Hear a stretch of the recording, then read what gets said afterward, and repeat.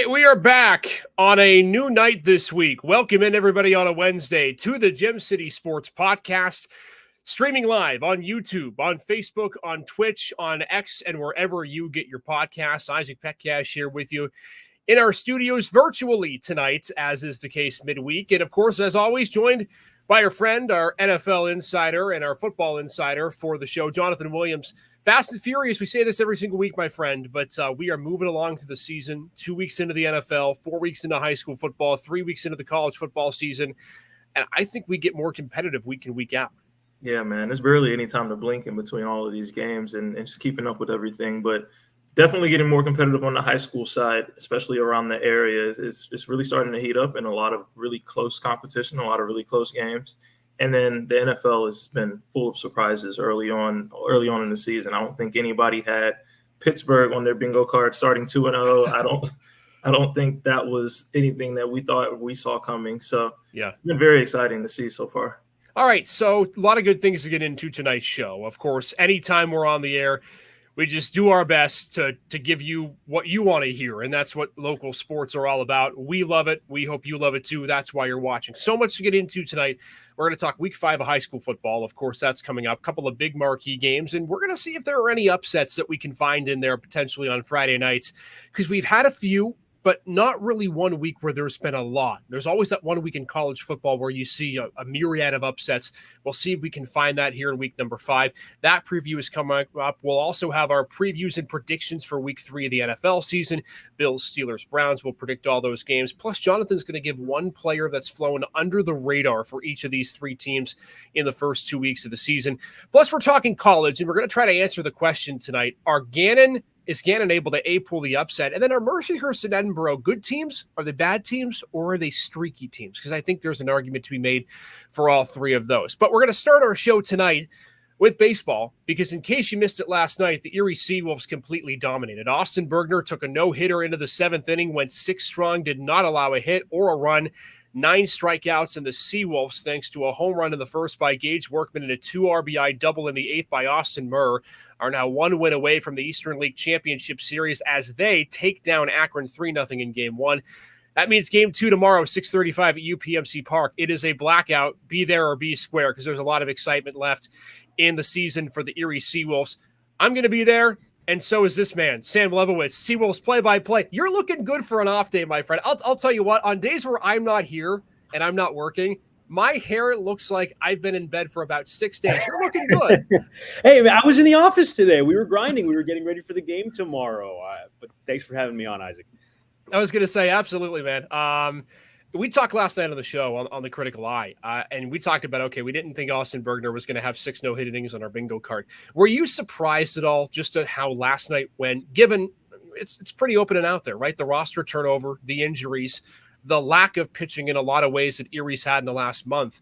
Did Game 1 surprise you just in the way that it went down? It did. In some ways, it didn't in some others. It's a SeaWolves team that's been there before, and Bergner's been on the playoff team the last 2 years. He's helped the team clinch last year here in the save in the game they clinched the first half in last year. He's 27 years old. He's got a lot of AAA experience, but I think more importantly that the team in general has really, really figured out the winning formula under Gabe Alvarez. This is year 3 with Gabe as the manager. This is year 3 in a row in the postseason for the SeaWolves. And last year they were able to finish off, whereas in 2022 they fell 1 win shy in the championship series, trying to make it 3 straight years in the championship round. I think that if anyone underestimates a Gabe Alvarez postseason team, Gabe Alvarez SeaWolves team in the playoffs, they haven't figured this out yet. This is generally how things go with Gabe Alvarez. You win in the postseason if you're Gabe. So you have that experience for the team, whereas conversely with Akron right now, this is not a very experienced team in the postseason. It's a very young team, one of the youngest teams in the Eastern League from start to finish this year, and they kind of looked like it last night. They did not look like a team that had a genuine plan to go out there and hit the starting pitcher. Greg Gagne, my broadcast partner, and I, we were remarking today, they looked unprepared for Austin Bergner. They looked unprepared for the atmosphere. They did not have very much energy. They had good pitching like they've had all year. This is an Akron team that led the Eastern League in ERA. They had the best pitching staff in the Eastern League, and I think is what keeps them in this series ultimately. But offensively, they did not look like a team that's been there before. I'm curious, Sam, because the one topic we didn't get to last night, and I think that we try to get to every time we talk about this team, is Gabe Alvarez, right? And the fact that he brings just a level of experience that other Eastern League teams don't have. We were shocked after his first season that he came back for year 2. We were even more shocked that he comes back after year 2 in the championship for year 3. You talked about that there was a lack of energy from Akron's side, and John Leidick, who was at the game last night, said the same thing. He was shocked at how flatlined Akron was. How much of a factor does Gabe play in this series? I get it's the players that win the game. I get it's the pitching that did the job. But how much of a percentage do you put the start of this series and what they could do in the playoffs on Gabe? Again, knowing the roster and the turnover it's had. He plays a huge impact, a massive impact on this team because he's got such a calm heartbeat and he can express that to the rest of the team. There's never any panic, really. This is a team that when they've had bad losses over the course of the season, and it's a long season, this team played 135 games with rain cancellations. Without them, they would have played 138 in the regular season. So you're going to have some bad losses. I mean, we saw it on the last road trip when they played Reading. They lost the first 2 games in that series. And in the second game of that series to a bad Reading team, they gave up 4 runs in the 9th inning. They lost on a walk-off catcher interference call, which you never see ever. That's about as bad a loss as you can have, and it happened right at the tail end of the season. There were 10 games left in the season at that point. There was the homestand of the 4 left in Reading. They came out and won the next 4. They finished the season or the series in Reading, finished up on the road, winning 4 in a row, which clinched a winning record on the road for them. So it's kind of that sort of thing with Gabe's teams, where it's not just in the postseason, but he teaches these guys not just how to come back from, not just how to win games, but to how to come back from losses. And they reset every single day. The vibes on the team and that clubhouse are the same every single day. There's no hangover after a bad loss. They don't get too high after a good win. They just kind of keep things even keel. And that all starts with the manager. And I think Gabe has played a huge impact on teaching these guys how to win. And then having it trickle down to the guys who have been here before, the key contributors like Gage Workman, who I'm sure is going to come up at some point in this conversation. And Chris Myers was there last year. Guys who have been there before and just have that calm heartbeat. They don't get too high. They don't get too low. When Gabe came back, and the conversation I had with him at the beginning of the season, you have, of course, a million conversations with him. You're around him every single day. I was just surprised at how excited he was to come back. I think a lot of people in this situation that Gabe was in would think, okay, I won a championship in Erie. I had a finals appearance the year before and was a win away from the championship. Why am I not getting promoted? Why am I not going somewhere else? But he seemed to take it really well in stride. What is it, not just about his managerial presence on the field, but also you mentioned his calm demeanor. What intangibles do you think he brings that could help potentially make him a candidate for a AAA or a major league club? And is this, I want to ask you, is this his best performance that he's had as a manager in 3 seasons? Because I think there's an argument to be had with that as well. Yeah, I think that's a fair argument to make. He just keeps developing the same way these players do. He learns something every single day. He learns something every single year that he does this. We were thrilled that Gabe came back. We were thrilled to hear that Gabe was coming back this year because he is, the reigning Eastern League Manager of the Year. You got all that going for him and all that fancy stuff, all the winning. It's gravy, really, for Gabe. But at the end of the day, he loves what he does. He's passionate for it. In terms of what other opportunities he might have, that's between him and the Tigers. That's between him and other organizations for off seasons. But when the opportunity to come back to Erie and continue managing became available to him, he jumped at it because he likes this community. He likes winning for this community. He understands how passionate this fan base is. I mean, we saw it last year with the championship, just how crazy this city went and how great the city has been for the SeaWolves over the last 2 playoff runs. They really showed out after the late clinch in 2022. And then last year, they really showed up. And I think we're expecting kind of similar crowds tomorrow and if necessary on Friday, and then hopefully next week against either Somerset or Hartford, should the SeaWolves win one more game before the end of the week. So it's not just the players who are developing, but it's also Gabe who's developing. You got to understand that that is a huge part of the job. You're going to make mistakes. I know Gabe made plenty of them over the last 3 years, but I think you're right. This has probably been his most consistent, we'll call it consistent managerial experience. And then back to the crux of it, he's here because he loves doing it. He's passionate. I think that's what's going to propel him. All right, our resident baseball fan turned SeaWolves fan, Jonathan Williams, has a question here. Sam Malibowicz joining the show, SeaWolves broadcaster. Jonathan, go for it. Hi, Sam. For those of us who might not be as up to date or up to speed on minor league baseball, how difficult is it to manage a team, a double-A team, where you got guys moving up, you got guys moving down? You know, your roster is kind of changing a little bit throughout the year. How difficult is it to consistently manage a team to championship appearances and just be like a championship level minor league organization? It's massively hard. I think you hit the nail on the head with what you said about guys moving up and guys moving down. The SeaWolves have had injury issues this year like they did not have the last 2 years, especially in the second half, with key contributors like last year's playoff hero Jake Holton is out for the remainder of the year. He broke his wrist on a hit by pitch. You have Hao-Yu Lee, who was one of the best players in minor league baseball in the first half. He's out because of a back issue. Trey Cruz is out, and he led the SeaWolves in games played last year, and he had played pretty much every day before getting hurt this year. Those are three key offensive contributors. And then you expect guys to kind of step up in their stead, which that alone can be a challenge. And to not really know what your roster is going to look like day in and day out. And then when you win, that usually goes hand in hand with guys having really good performances. You generally need guys to play well to win games. And when guys play well in minor league baseball, there's usually a promotion following that pretty shortly. So, I mean, that's what happened with Jackson Jobe in the SeaWolves. Jackson had his best start of the season, and then he got moved up to AAA, and that's the top pitching prospect in the sport. For my money and for a lot of those lists that you'll read's money, Jackson Jobe is a stud. He's one of the best pitching prospects to come through minor league baseball in the last decade. And instead of anchoring a playoff rotation, he's going to get a couple of turns in Toledo. He's already had one in AAA. So then that changes the construction of how the SeaWolves roll their pitching out. And that was a move that happened less than 2 weeks ago. And so if you're lining up your playoff rotation a certain way, thinking that, okay, maybe Jackson Jobe is going to pitch in this first round for the SeaWolves, well, now he's not on the team anymore, and you got to make alternate plans. And then you have a veteran like Austin Bergner who gets the nod in game one and steps up. But when I talked to Gabe specifically about the Jackson Jobe move and the promotion, he says, well, we had contingencies here. We kind of figured this might be the case. He's so good that we thought there was a real good chance that he was not going to finish the year on our team. In fact, Jackson missed 2 months of the season with a hamstring issue back in May and June. He probably wouldn't have even been on the SeaWolves roster this late into the season had he not been hurt. So in the back of Gabe's mind, maybe he's hoping that Jackson Jobe remains, but always prepared. He always has something going on in his mind where, okay, if this happens, I got this chess piece to move. I got this chess piece to move. This is going to tip over this stone into this move, and so on and so forth. He's immaculately prepared for really anything that's thrown his way. And he's able to bring really good stuff out of his guys.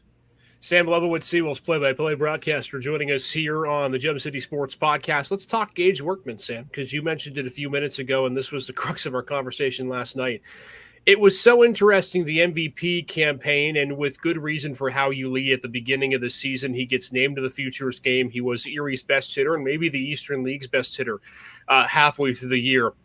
Then he goes out, and it seemed like that turned a light switch on for Gage Workman. Not that he was having a bad first half of the year beforehand, but just for people who may be going to the playoff game tomorrow that haven't been to a SeaWolves game in quite some time, can you just put a bow on the season that Gage Workman has had and why he has been able now in his third year in Erie to be able to rise up to that MVP level status? Yeah, so a couple of things changed with Gage in the offseason. The biggest thing for Gage was that he hung up the switch hitting idea. He had been a switch hitter all throughout high school, all throughout college at Arizona State, and through his first couple of years in the Tigers organization. The right-handed swing was just not working for him. It was too much to maintain two swings, to change your eyesight, your eye line, getting used to reading pitches from two different perspectives. It just became too much, I think, for Gage to handle. And the Tigers had talked to him about maybe giving up switch hitting at points last year. And you saw at the very, very end of the season, he did, in fact, do that. So he had a full offseason to train as just a left-handed hitter. And first of all, I think that made a huge impact because he was a guy that had all this swing and miss, and he's always going to have swing and miss. He's a guy that he still struck out a lot this year, but he cut down his strikeout percentage by about 10% when it was all said and done, which is a remarkable drop from one season to the next. And you got to remember, this was a guy who last year, repeating Double-A, he had been with Erie for the majority of 2022. In 2023, repeating Double-A, he got demoted mid-season. That's how bad he was with the SeaWolves in the first half. He wound up in High A again in West Michigan. He was pretty good there. And then at the very end of the season, he came back up to Erie, and he played shortstop for the SeaWolves and batted ninth during the playoff run. He had a home run in the championship round in the clinching game against Binghamton that won Erie their championship. So he wound up being a key contributor for the SeaWolves at the very end of the year last year, but he did not have a good year last year. This year, he's a new guy entirely. I mentioned the strikeouts have dropped precipitously. 10% again year over year is a huge drop in strikeouts. And the quality of contact has been excellent. The consistency, he does not lose anything. He's figured out how to hit left-handed pitching pretty well as a left-handed hitter, which is an entirely new skill for him because he's never had to track pitches left on left before in his life, really before a year ago, which is going to come into play tomorrow because Akron is throwing a tough left-hander in Parker Messick, but he wound up having a pretty good year against lefties when it was all said and done.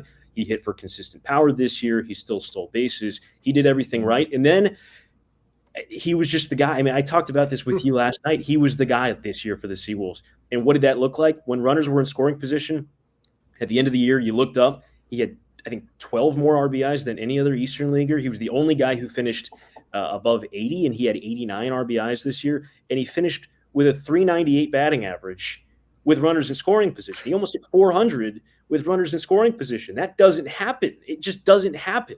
And that's the kind of year that he had. He led the league in hits. He led the league in total bases. He was tied for the league lead in extra base hits. Just a remarkably consistent season. And I unfortunately for SeaWolves fans, probably the last couple of games they're going to see Gage Workman play in a SeaWolves uniform. I have a feeling he'll be up in Toledo next year to start because he certainly deserves it.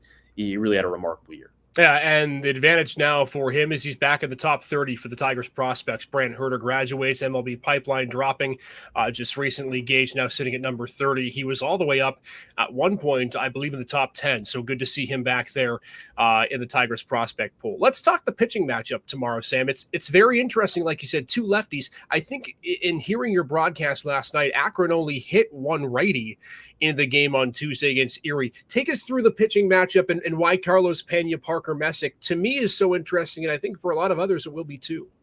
Yeah, starting with Pena, Carlos finished the year very, very strong. His last 5 starts, he was excellent.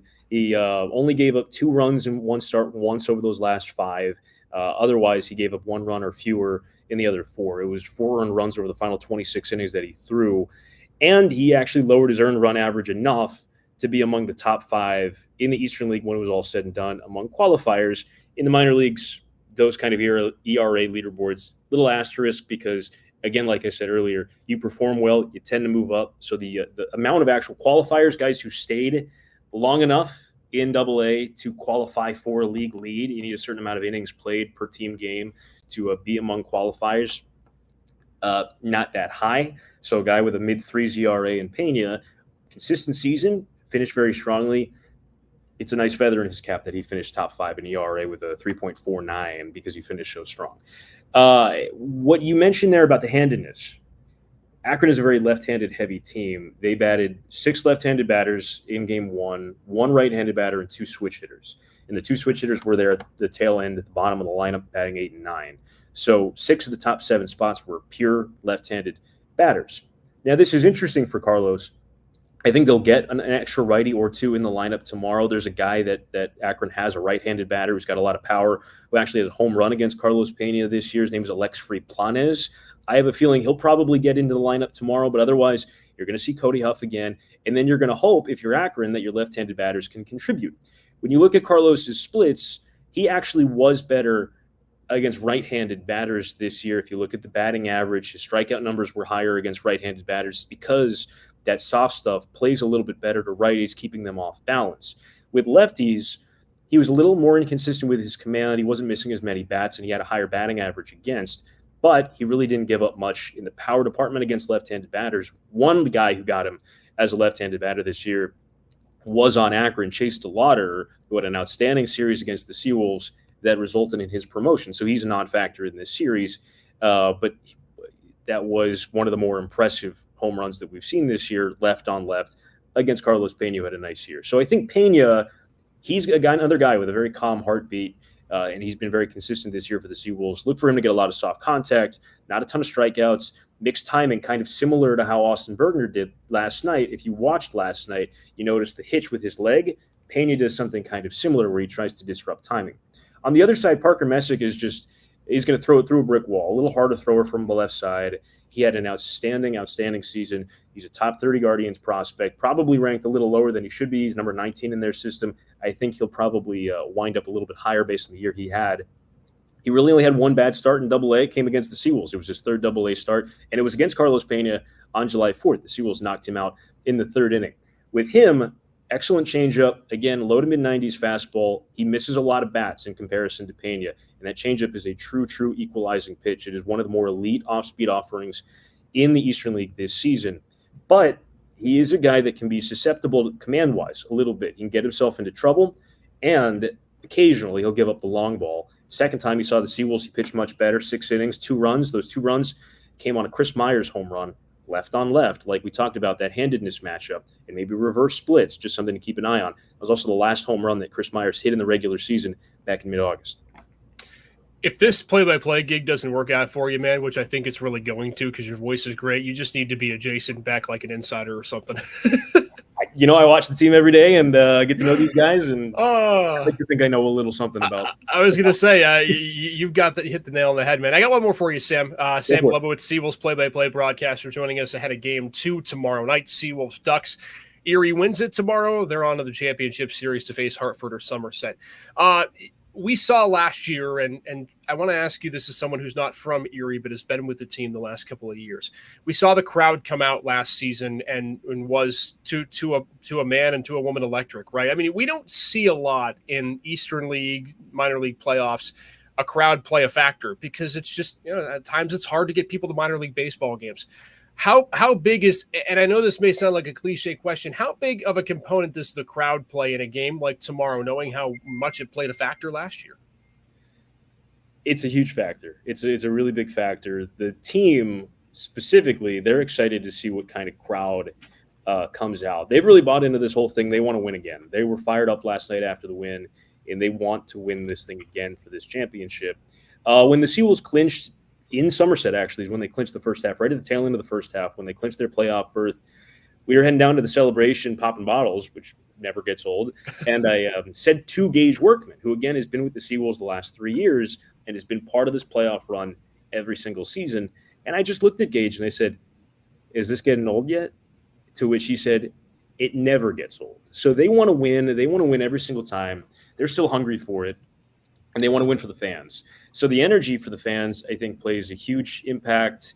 The crowds were electric the last 2 years. I think they're going to be electric again. I'm excited to see how the blackout goes tomorrow. I'll be wearing black on the broadcast booth. Come wearing your black clothes. It's going to be cool. It's going to feel like fall baseball. It's going to feel like playoff baseball, which is my favorite vibe in all of sports. I love playoff baseball. There's really nothing better than it. And no shade to Akron, not a great crowd last night. Just not a great crowd. I saw a couple people were sliding into the DMs about how the Erie fans were pest. I guess that's a compliment, right? It was incredible. We pulled up to the stadium. There were SeaWolves fans that were tailgating for a minor league playoff game. And I don't know I don't know if it's going to work both ways. I don't know if Akron fans are going to come to the SeaWolves game at UPMC Park, but there were SeaWolves fans, probably about 150 of them, at Canal Park yesterday. It was a big contingent. The loudest cheer in the entire game was when Gage Workman hit his first inning home run. I mean, that was an uproar from the seats beyond the SeaWolves dugout on the first base side. It was awesome to see that. So I think if the snippet of the fan base that is invested enough to go, travel 4 hours round trip by car, 2 hours there, 2 hours back to watch a baseball game, think about how many did not do that on a Tuesday night after school has started again and are going to come out to the game tomorrow. I mean, they're going to be ravenous. I think it's going to be awesome. And if you haven't gotten your tickets yet, do it now. Again, game 2 tomorrow, 6:35, SeaWolves and Ducks. It's a blackout. First 1,000 get a Howl towel, right? First 1,000 get the blackout Howl towel. This year it's black. It's got white text on it, presented like it's been by UPMC, and the playoffs in general are presented by UPMC. And I think it's going to be fun. The SeaWolves are going to wear the black jerseys that they have worn during the playoffs. Last year they wore them again on Tuesday. Something about those jerseys. There's something about those jerseys with the yellow trim. They've got the Captain Wolf logo pointed on the wrong side of the chest. Those are my favorite jerseys that they wear. And they wore them during all 4 playoff wins last year. They wore them again last night. I'm just saying, something about the jerseys. They're black. You should wear black. You'll get first 1,000 fans get the Howl towels, which are also black. So it's going to be spooky for the Ducks. Baseball's great because it's also superstitious, and we're here for it. We love it, especially around playoff time. Hey, Sam, thanks again, man, for taking a few minutes with us. It's always great to chat with you.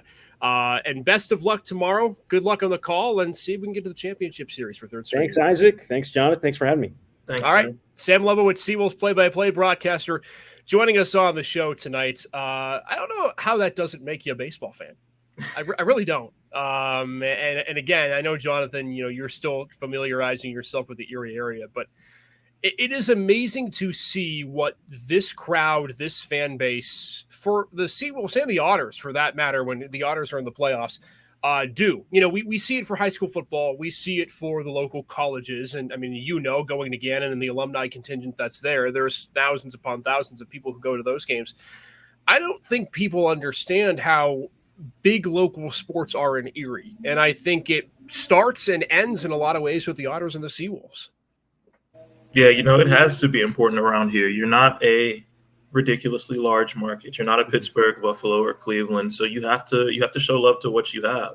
And I was lucky enough to go to a couple SeaWolves games last year, and to see a minor league baseball team have the type of fan base that Erie has behind their minor league team it's different than a lot of places. Like he was saying, there weren't a lot of fans in Akron last night for a playoff baseball game. No, there were not. That would not happen here, and that's not going to happen here tomorrow. I fully expect that stadium to be packed out. I am considering going to the game. I might be purchasing my ticket tonight. Become our baseball insider for a night. So, I mean, local sports is all you have around here. So when it's all you have, you give everything to it. You put everything into it, and the fans show up for everything else. There's no reason why they wouldn't show up for the SeaWolves or the Otters or any other team that's doing well. Everybody loves a winner. Everybody loves a winner that's representing where you're from. So it just goes hand in hand. Touche, man. Couldn't agree with you more. Continuing along here on the Gem City Sports Podcast. We're already half hour in. Great conversation with Sam Lebowitz. And we could have gone an hour, but we want to get him some sleep for the game tomorrow because he's got a busy day of work. Let's talk football. Let's talk week 5 of high school football because there are so many intriguing games this week. And the number one game that we have to talk about, of course, in for week number 5.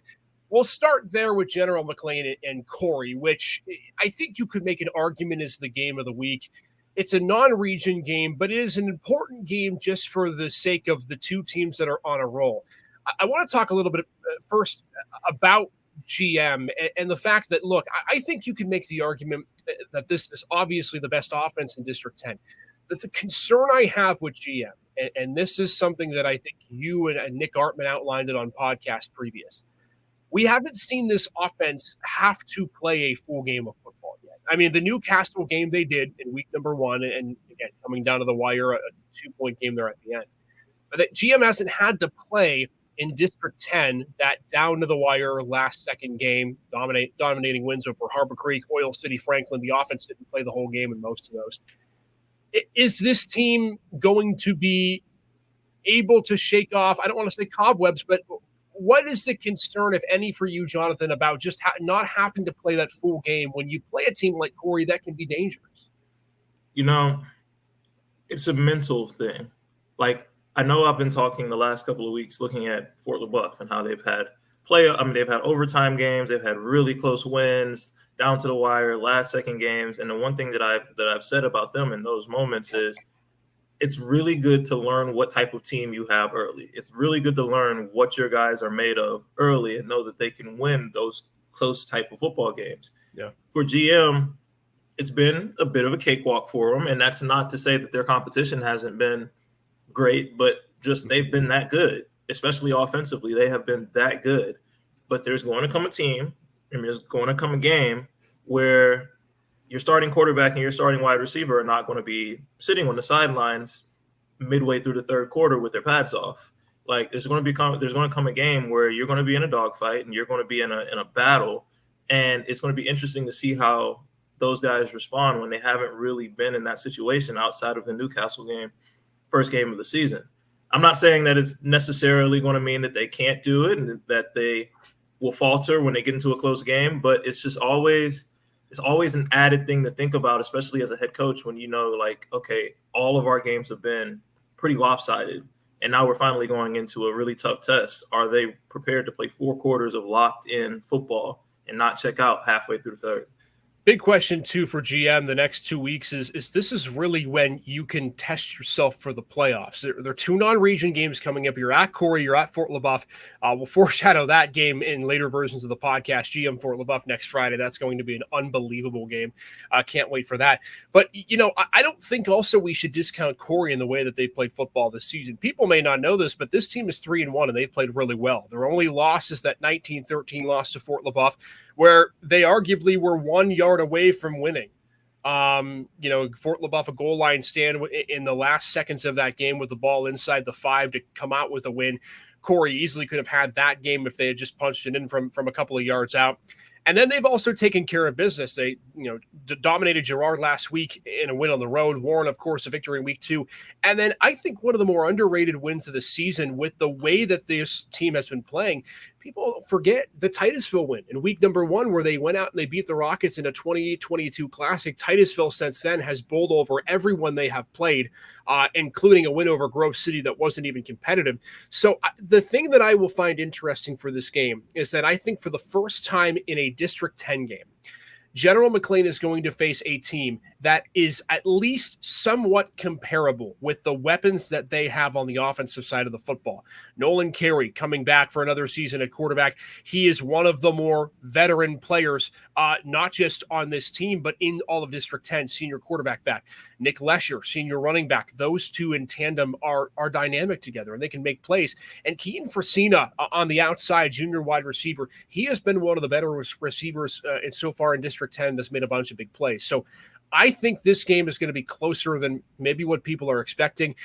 I do think it's GM that comes away with the victory, but I do think that this is a game where Marshall McCormick's going to look at the tape and say, this is a good blueprint for what we're going to have to face in the postseason, because Corey is no joke. And again, it's a home game for the Beavers. We just talked about crowd noise.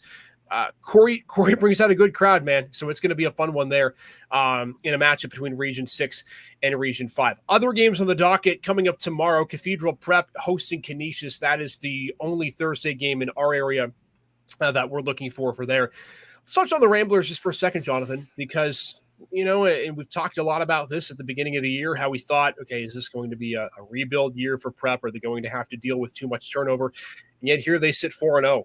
And they continue to get it done. They do have a couple of really tough challenges coming up, including that Canisius game coming up on Thursday, and then against St. Francis in what is always an Ohio powerhouse. They're coming up in week number 6 before they play McDowell. So I think really this is a stretch for Prep where if they can get through the next 3 or 4 games, 3-1, even 2-2, they're going to make another run in 5A. They always do. Yeah, the one thing that we've talked about, and I know I've said about Prep over the last couple of weeks, is no matter what, they found ways to win games. Yeah. Even games that they haven't played particularly well in, games that they haven't looked particularly great on the offensive side of the football, they've found a way to win games, and it's got them sitting at a really good spot, sitting at 4-0, going into what will probably be their toughest stretch of the season. You got Canisius, St. Francis, and McDowell 3 weeks back to back to back. Everybody knows how big the Prep McDowell rivalry is around here. That's going to be a huge one. It's good to come into this stretch without a blemish on your record because you have a little bit of wiggle room. And it gives you an opportunity to play some tune-up games for the playoff, play some teams like St. Francis, play some big games and games that can get you prepared for playoffs where even if you lose, it doesn't hurt you. You know, like it doesn't hurt your confidence. It doesn't really hurt you as far as going into playoffs and seeding and everything like that. It just really gives you kind of a free shot to see where you stack up against the type of teams that you're going to be facing when playoff time rolls around. So they've set themselves up really well to this point. I'm interested to see how they look in the next 3 weeks. And like you said, if they could get out of the next 3-4 weeks with 2 or 3 wins, they're going to be dangerous come playoff time. By the way, if you're watching this podcast, whether you're watching on YouTube, Twitch, X, Facebook, leave a comment. Tell us which game you're most excited for in the high school slate coming up on Friday. By the way, if we're talking about most exciting schedules the rest of the way, it might be Prep and GMs. Prep's got Canisius, St. Francis, McDowell, Benedictine out of Ohio, General McLean, and Farrell to end the season. Meanwhile, General McLean, they only have a couple of rivalry games. After this game against Corey, at Fort LaBeouf, Warren, Meadville, which will be the 4A championship game, Cathedral Prep to end the season. So those two teams are going to have bangers of games to end the season. Other games that are on the docket for Friday, how about Fairview off their big emotional win against Harbor Creek last week? They host Oil City. Gerard's facing Seneca. The Bobcats reeling a little bit after that loss to Mercyhurst Prep. They'll look to get back on the right track. Sneaky good one in Crawford County on Friday. Another Region 6 versus Region 7 matchup. McDowell facing Meadville. That could be one that is interesting as well. Again, given the fact that I don't think either of those two teams have been at their best yet this season, but they always seem to play their best when they face each other. Northwestern visits Conneaut, Sagertown and Union City, Kennedy Catholic and Maplewood. Warren visits Titusville, Cochranton and Eisenhower. The other game, though, that I want to hone in on before we get to college football here, Jonathan, is Fort LaBeouf Grove City. And I had this game listed when we did Overreaction Monday on the Critical Eye, because I said if Fort LaBeouf can win this football game, I think won't guarantee, because we never know what the District 10 committee is going to do, but it close to guarantees a path for a non-Mercer County team to be a top 3 seed in Class 3A. If Fort LaBeouf can go in there and knock off the Eagles, then you have Titusville, who's beaten Grove City. You'll have at Fort LaBeouf, who's beaten Grove City. And that sets the Bison up with a 4 straight wins going into their game against General McLean. I think it's a huge game, not just for Fort LaBeouf, but for Erie and non-Mercer County teams in Class 3A specifically. Yeah, no, I don't see me personally, not once again knowing the history and kind of the politics per se of playoff seeding and selection in the area. When I'm looking at this region, Fort LaBeouf looks like the top 1 or 2 team in the region. Granted, the region is very close and very competitive, but Fort LaBeouf is at the top of this list.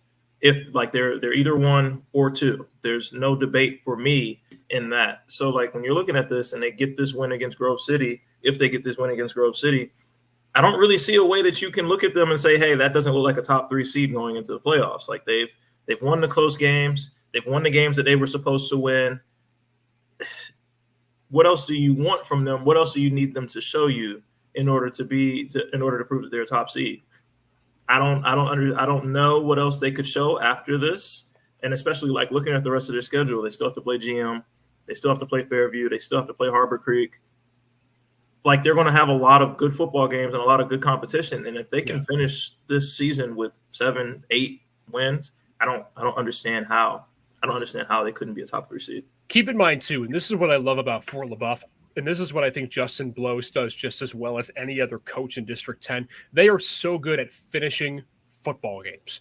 They are one of the best, if not the best, second half team, maybe outside of Cathedral Prep, that we have seen this season. And it's shown, right? You look at the Farrell game where you're down early in that game, you're trailing at the half, and then you double up the score in the fourth quarter, and you win on that 2-point conversion late in the game. They played well when it mattered down the stretch. Game against Corey, up by 6, things not going well. You get them all the way down to the 1-yard line. The defense makes a stand. That's another high-pressure, high-intensity situation they get out of on the right side. So that's 2. Then you look at the Northeast game. I know the score may not be as indicative of how competitive the game was, but Northeast played their tail off. Probably the best game they've played all year.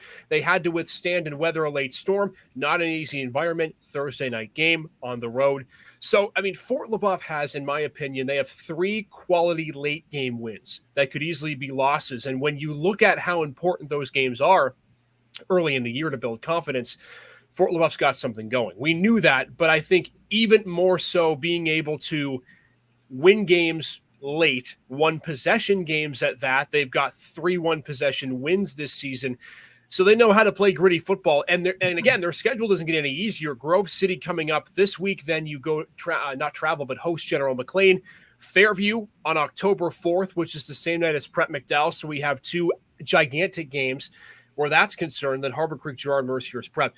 So we'll see. But I think at this point for Fort LaBeouf, if they continue to show the dominance in the second half as they've done, I don't know if they're going to relinquish the region lead. And I think I can't make a call for the Fairview game. We got 2 more weeks left to go, but that's the game of the year in Erie County where that's concerned. So a lot of good stuff with high school football week 5. Jonathan will be part of the podcast, of course, on Friday, which may be a solely high school football podcast. It may be a SeaWolves and high school football podcast. We'll see what happens for Friday, depending on how the SeaWolves fare. All right.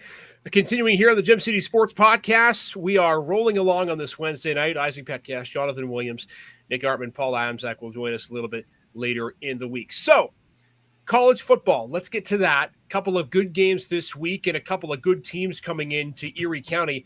And we'll start with the Gannon Golden Knights because we didn't really get a chance to talk about them last week in the podcast. I made a stat. I put a nugget up there on Monday's show about how Gannon's concerns were, to me, with the offense. 7 drives in the East Stroudsburg game where the ball crossed the 50-yard line. 3 of those ended up in the red zone. They scored 7 points. Are you concerned at all about the offense, Jonathan, and the fact that they are not finishing drives in the way that we've seen them finish drives really since the COVID pandemic and when Eric Rayburn took over as coach? I mean, yeah, it's definitely been a cause for concern because in this league, you have to be able to score touchdowns to win games. And when you go on a lot of deep drives and you go on a lot of good drives and long drives like that, and you still can't finish those drives off, you can't get points out of those drives, and you wind up losing games because of it. It's a hit to your confidence as a team overall. One, it's a hit to your offense because you're working really hard and you're moving the ball really well, and you can't get in the box. And then 2, it's a hit to your defense because your defense doesn't get to feel that support in the form of points. They play tighter. They feel like they can't really give anything up because they don't feel like their offense can score. It's one of those things where you have to find a way to get into the end zone because as a defense, it's hard to go out there and stand on your head, drive in, drive out, especially like last week when you got a team running the ball down your throat. It's hard to go out there and perform and know that we can't give up more than a touchdown. We can't give up more than 2 touchdowns. It doesn't allow a defense to play freely. Offensively, when I'm looking at their numbers and I'm looking at their statistics and watching game film, just haven't ran the ball well. No. It's tough to see because when you're looking at passing averages, they're averaging right around 250 yards a game. They've thrown a touchdown a game. They've only thrown 1 interception this season. You look at the rushing averages, they're averaging 55 yards running the football game, as opposed to giving up 170.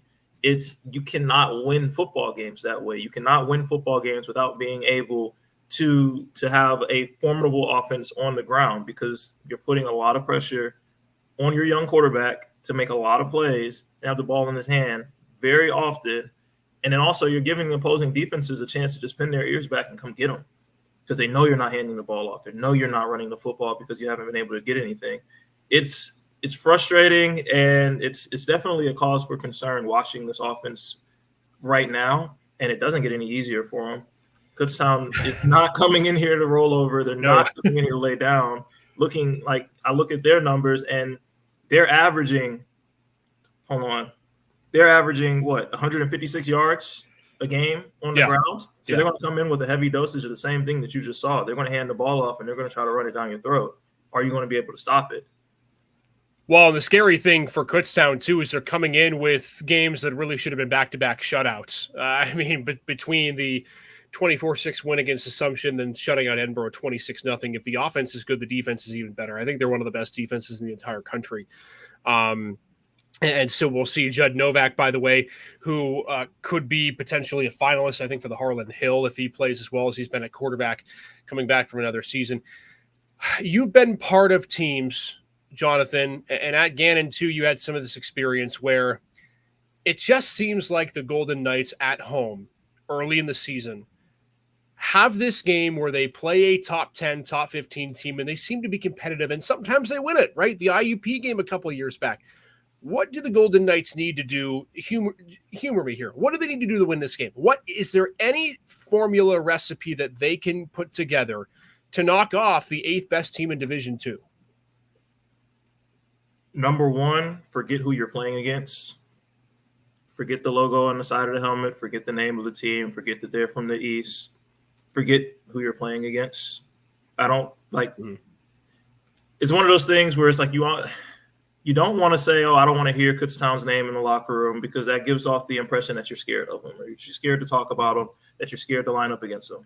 But at the same time, like, your attitude needs to be that they're just any other team. It's just any other game, and you just go in and you're just playing football. Because if you go in worrying about who you're playing against, and it's Kutztown this, Kutztown that, Kutztown this, they're going to show you Kutztown very early on in that game. So my number one thing is forget who you're playing against. Just go out there and play football. And then number two, you have to be able to score points. Like, I would say, okay, defensively, yeah, you got to stop the run, you got to get off the field and all of the things on defense, but you don't win this football game without scoring points. You don't win any football game without scoring points. You have to figure out a way to manufacture more than the 21 points in 2 games that you've scored all season. It's not going to be an easy task. This is a really good defense. And like you said, they're coming off of 2 games that should have been shutouts. They don't get scored on often. You have to come up with creative play calling, and you have to come up with a way to exploit anything that you see on film that can get you in the end zone, because you're not winning this game without scoring points and providing support for your defense. Noon kick between Gannon and Kutztown. I'll be on the call for that, by the way. 90.5 WERG, PSAC Sports Network. Make sure to join us for that between Gannon and Kutztown. For a second, let's talk about Edinboro Mercyhurst, because I want you to answer this question. These are 2 very similar teams to me, not just because their record's the same, but because I think we have to distinguish whether or not these 2 teams are good teams, bad teams, or streaky teams. I think they're streaky. That's what I've determined in the first 3 weeks for Edinboro and Mercyhurst, and I think for different reasons. For Mercyhurst, it's the offense that keeps him in games with Adam Urania. For the Edinboro Fighting Scots, it's the defense that's been able to make big plays. But I don't think that either of these 2 teams are bad enough to be considered basement dwellers, but I just don't think they've been consistent enough to be on the rise. So I label them as streaky, and I'm curious to see what your thought is as they both get ready for games. Edinboro hosts Bloomsburg Saturday, and Mercyhurst travels to Montana State. What do you make of these 2 teams? I'm going to start with Edinboro. Was Robert Morris just a flash in the pan? Because that's such a huge letdown to go from, okay, you lay an egg in your home opener Thursday night, debuting new turf, everybody there, you lay an egg. And then you bounce back really well the following Saturday, and you go up and you beat a Division I opponent in Robert Morris. And it's a historical win for your program. Everybody's riding high, and everybody's high on you because you looked a lot better in that game than you did week 1. And then you turn around and you follow it up and you don't put up a single point against Kutztown. It's such a big letdown that you wonder if they just really got up for that Robert Morris game. Like, you wonder if they really just locked in for that Robert Morris game because they knew Division I opponent, like, we have to be on our game. And that was just a really important game for them to try to go out and win. I mean, when you look at the rest of their schedule, the PSAC is not an easy conference to play in. Bloomsburg, Slip, IUP, Clarion, you might get one. Then you got Gannon, Seton Hill, Cal, Millersville. Like, it's hard to say that they're streaky because they've shown one streak. That's all. They've shown one streak, and then it's like they reverted back to form almost. Fair. So for me, I'm not very high on Edinboro. Like I said, I think the win against Robert Morris was an amazing win, and they looked really good in that game. If they can get back to playing football how they played football against Robert Morris, look out, because it could be dangerous. But they haven't shown that consistency level of being able to sustain that level of play, and they're not going to have an easy tune-up opponent to do it against. Like, they're going to have to play against other really good teams and come out and show that against other really good teams. Mm-hmm. I look at Mercyhurst, and it's like This Mercyhurst team could very easily be 2-1 right now. This Mercyhurst team should be 2-1 right now. If we're calling a spade, there's no reason why they should have lost that Howard game. There are so many different ways that game could have played out at the end that would have wound up with Mercyhurst winning, and it just didn't. So looking at that, okay, you have a D2 win against Wheeling. You should have a Division I win against Howard. And then you go to Robert Morris, who just lost to Edinburgh, who's probably kicking themselves for losing to a team from the PSAC. And then you go play a team that just left the PSAC, and it's like, okay, you got something to prove. You got to bounce back. So they drop a game to Robert Morris. Their schedule, you might have one against Frostburg. You might get one against Frostburg. But Montana State, no. And I'll be nice, and I won't say anything else, but no. So now you're looking at going 2-2 or 2-3 going into Frostburg when you should be 2-2. Or 1-3, I'm sorry, going to Frostburg when you should be 2-2. I'm higher on Mercyhurst than I am on Edinburgh just because of who they have at quarterback and what their passing game has looked like. Yeah. They have been able to move the football really well and have been really explosive through their pass game. The run game worries me. They haven't had good averages on the ground. They haven't been able to run the ball effectively, consistently. So that's what worries me, especially when you get deeper and deeper into conference play and you start playing some of these teams that have been in the NEC for a while. You have to figure out a way to establish your run game, in my opinion. But their passing game is the one thing that kind of keeps everybody coming back. It's the one thing that kind of keeps everybody hopeful. Like, you're never truly out of the game with Urania at quarterback. So I would give them the streaky tag when they're on offensively. Look out. They can take you to the wire for a football game. When they're not on offensively or they can't get anything going on the ground, it's hard to win games like that. Yeah, I'm with you. And I think the stat that pops out the most about Urania, besides his passing yards, he's completing almost 69% of his passes. And I think that's something that in college you don't get very often, especially not at the lower end Division I level as Mercyhurst is. So it'll be interesting to see how they come off of the game against Montana State. Probably not winning that game again, given how good their opponent is there. But then 2 home games, and I think finally, maybe for Mercyhurst, a chance to actually get to play at Saxon Stadium will be helpful. They get 2 games back-to-back, Frostburg State, Buffalo State. So we'll see.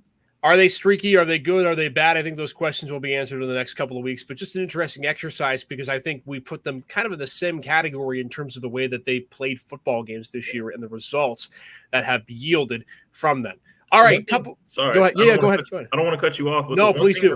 The one thing that I will say is I'm actually not mad at all at the way that their schedule was constructed this season. First season in Division I football. You are on the road for 4 straight weeks, and some people will look at that a little bit sideways, like, why are you traveling that much that early in the season? But it's like, okay, you played Howard on ESPN+. You played at Robert Morris on ESPN+. You're going to Montana State. The jitters should be out by the time you get back home to play Frostburg.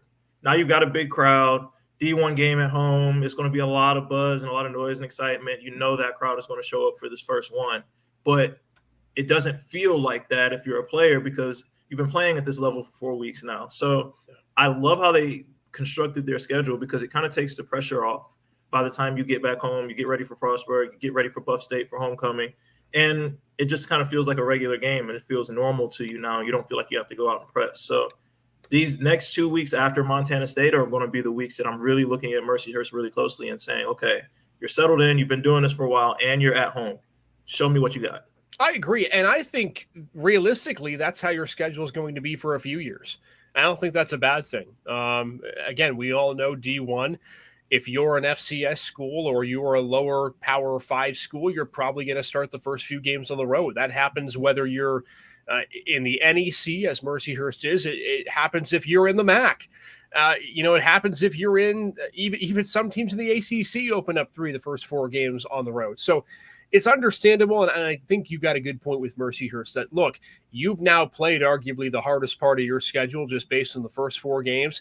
let it rip at home coming up in week 5. And I think that's where they really should be focusing. Not that you ever want to overlook a game, but I think when you get back home, presumably 1-3, a chance to potentially rip off a couple of wins, and they're going to be fired up for that crowd on September 28th. Can't wait for that game coming up next Saturday. All right, rolling along with the Gem City Sports Podcast. We got a little bit of time left, and we're going to end with NFL predictions, because who doesn't love talking about week 3? I did a double take for a second when I wrote this down, Jonathan, for our preview show. Week 3. This is wild. Man, we're rolling along, man. I mean, this season flies, and it happens every single year that it flies, man. And the storylines are flying off the bookshelves. So let's start with the home opener for Pittsburgh. LA Chargers coming in. There are some people who do what we do that have the Chargers 3, 4, 5 on their power rankings of teams in the NFL. Give me let's start with this with Pittsburgh, but before we get to the prediction, give me one player that you think has flown under the radar for the Pittsburgh Steelers this season that has been a big factor. Then give me your prediction for Sunday. I'm going to go with Darnell Washington. He's had a really high PFF rating, and honestly has played really well as a blocking tight end. Like everybody knows, he caught the touchdown, the lone touchdown in their win last week, but he's been a really good blocking tight end, and his PFF rating has kind of showed that he's playing really good football right now, and he's been a weapon for them. They can line him up out wide. They can line him up as a traditional tight end. They've been able to use him in a variety of ways, and then the touchdown that he caught at the end of last week kind of signifies that he's a matchup nightmare. So he's one of those guys that I'm looking at. I'm expecting big things from him going forward in the season. All right, your prediction, Jonathan. Steelers, Chargers. One of these two teams is going to be 3-0. That's wild. Yeah, it's a crazy thing to think about. I want to lean Steelers, not because I think they're a better team than the Chargers, because I don't believe that they're a better team than the Chargers, but because honestly, I don't have them losing their Mike Tomlin trap game until next week. Yeah, when they run up against Anthony Richardson. So the matchup isn't a great matchup for them. Historically, they haven't really fared well against West teams, but I guess I'll be the homer and make the homer pick because they've surprised me at the beginning of this season. Finding ways to win football games even without being as productive as far as points on offense.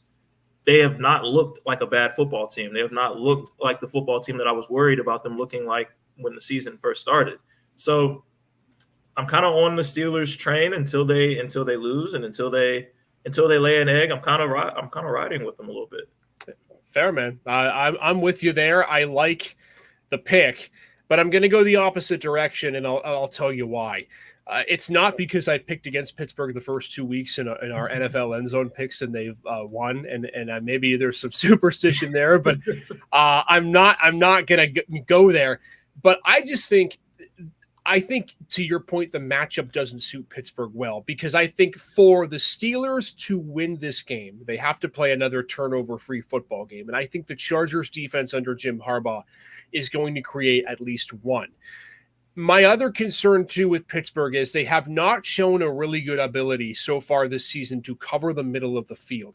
And I think when you look at some of the weapons that Jim Harbaugh has been able to use, whether it's Quentin Johnson in the passing game, J.K. Dobbins, they're a downhill team. They're going to attack you in between the hash marks. They're going to make it difficult for you you have to essentially stack the box with 7-8 guys to be able to stop them.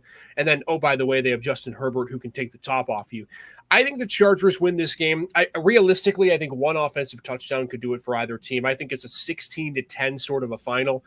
And I think we're talking potentially about Justin Fields' struggles, although I still think he should be the starting quarterback. But I think at the end of the day, it's the Chargers who win this game. Pittsburgh stumbles at home, but I don't think there's still a huge concern for me as it pertains to Pittsburgh and the way that they play. I just think this is a bad matchup for Pittsburgh.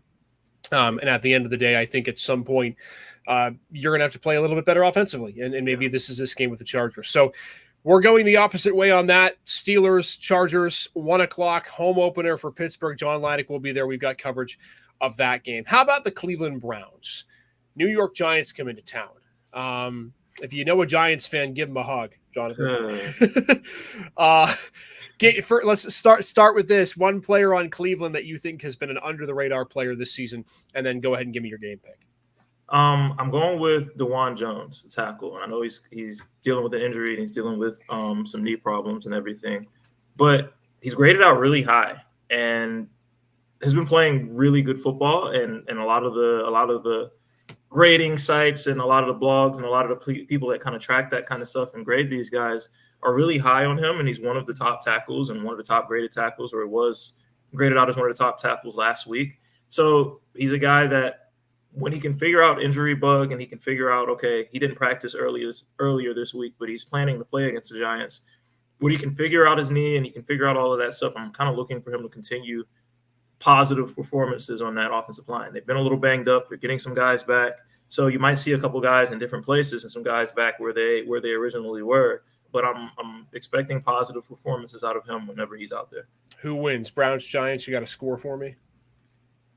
We can make it quick and rip the Band-Aid off. The Browns are going to win. I don't have any faith in my Giants to do anything for me. And yeah, score prediction. I don't think the Browns offense is going to be particularly explosive.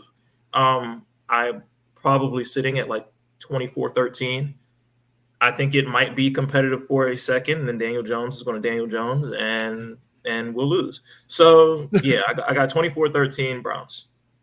My one question for this game is, what's the higher total, Browns total sacks or Giants total points? I think Daniel Jones may not be able to play again this season after this game. I think it's going to be a field day for Cleveland's defense. Myles Garrett, I think, really shows that at home. These are the type of games where Cleveland pins their ears back and they say, all right, we're going to go after the quarterback with 4 or 5. Good luck beating us over the top. And I don't think Daniel Jones, to your point, is a quarterback who can make the throws down the field. I think the Browns win 19-3. I agree. I think it's another low-scoring offense isn't great, but it doesn't have to be great in this game. And I think Cleveland will start to materialize as a Pittsburgh prototype, where they're a defensive, front four-laden team that gets an offensive touchdown here and there and wins games gritty and with defense.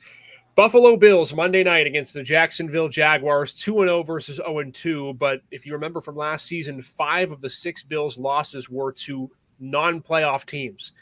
So Sean McDermott has a history of laying eggs against squads that aren't up to snuff, if you will. First of all, let's start with this, Jonathan. You're under the radar player for the Buffalo Bills that's been really good this season. Rasul Douglas. I picked against him back in training camp when we were looking at training camp battles, and it was him versus Kyer Elam for the starting corner position. And I went Kyer Elam, the younger guy, more aggressive playmaker, better size. Rasul Douglas has played really well alongside Christian Benford, but Rasul Douglas is the guy for me that I'm highlighting, and he's played really good football to this point in the season. And he's one of those guys, like, he's a veteran. He's been around for a while. He knows how to hang around the league, and that experience he's showing on the field this season. He's showing that experience. He's showing that comfortability out there that a guy like Kyer Elam wouldn't have, per se, because he hasn't played as many snaps. He hasn't been in as many moments, whereas Rasul Douglas has had a couple years under his belt, and he's an older guy for sure, but he's that guy that has that experience, and he's kind of steadying that defense, in my opinion, or at least that secondary, in my opinion. Yeah, I agree with you. And he's one of the guys who's remained healthy, too. Teron Johnson, Terrell Bernard, both out for Monday's game per head coach Sean McDermott today. So Balin Spector is going to get the start at middle linebacker on Monday for the Bills. Who wins this game? Is it close? Your score prediction for Monday's game, Jonathan? I'm going Bills. I'm going Bills because I like how their offense has looked. And their defense is playing decently well, and honestly better than I feel like we thought they were going to be playing, because we were really looking at the secondary with kind of raised eyebrows coming into the season, and they have not played poorly at all. So I'm going Bills just because I like their offense. I like how they've been spreading the football around. They've been getting really creative, getting into certain sets and finding ways to get guys open. Josh Allen has been throwing the ball all over the field, whether it's to his tight ends, to his running backs, to any of the 4 receivers that you could name. They've just been a really balanced offense, and it's hard to beat a team like that can do pretty much anything. They don't have to just beat you one way. So I'm going with Buffalo because their offenses look really good. I agree, and I don't think this game is particularly pretty for either side because primetime games, for some reason, Buffalo just isn't that. I know, again, Thursday's game against Miami, they looked really good on defense. I think it's a 26, 27, 13 sort of a game where to me, it's what I thought the Cardinals game was going to be, is where Arizona stuck with it early. Buffalo pulled away in the second half, and it was somewhat to that, except Arizona dominated. I think it's more of a 13, maybe 14, 13 game and a half. Buffalo pulls away late. I think Buffalo will move to 3-0, and then really the meteor schedule starts. 3 straight road games, Texans, Ravens, Jets. That's really where the rubber's going to meet the road, and you're going to have to win 1 or 2 of them if you want to feel good about yourself going into the middle half of the schedule. So I got the Bills winning. We agree on 2 and don't agree on Pittsburgh, but I think it could go either way. So Sunday is going to be a turning point game for Pittsburgh and Buffalo, I think. I don't think both those teams are going to end up 3-0, but as we know, early season wins, while not the most important, are important. So we'll see how Sunday plays out, though. I'm excited. Week 3 is already here. And like we've been rolling along. Like it feels like last week we were in training camp talking about how there wasn't anything to talk about, and it was hard to put segments together and hard to find things to cover. Week 3 is here. We're rolling along in the season, and we've got some really good storylines going forward. And teams playing some really good football, or teams just finding a way to win games, like your Steelers, who are finding a way to win football games, averaging 15.5 points a game. It's not going to continue like that, but anytime you're not playing your best and you can still find ways to win football games, especially after losing the guy that you named your starter at the very beginning of the season, you know, it bodes well for that team, and I'm really high on them and a couple other teams going forward. And look, hey, we're at an hour and 7 minutes of content. Speaking of storylines, we got plenty that we had tonight. That's it for our podcast. Great stuff tonight. If you stuck with us the entire episode, thanks so much for watching. We really appreciate your support. Make sure to comment. Let us know how we did. Let us know what you'd like to hear on the next episode. Our next show comes on Friday, so this takes the place of our Thursday episode. We are back 10 p.m. CW, part of the Critical Eye, as well as EerieNewsNow.com, YouTube, X, Facebook, and Twitch. Jonathan Williams will be a part of the show. Nick Artman, Paul Adamsack will have their thoughts as well, both through the next couple of weeks, and then we'll get ready for Week 3 of the NFL season. But it's high school football reactions on Friday, and then SeaWolves Game 3 reactions too, depending on how that series goes tomorrow. We're done here. See everybody on Friday. Thanks again for being a part of the Gem City Sports Podcast Network. Be good, everybody.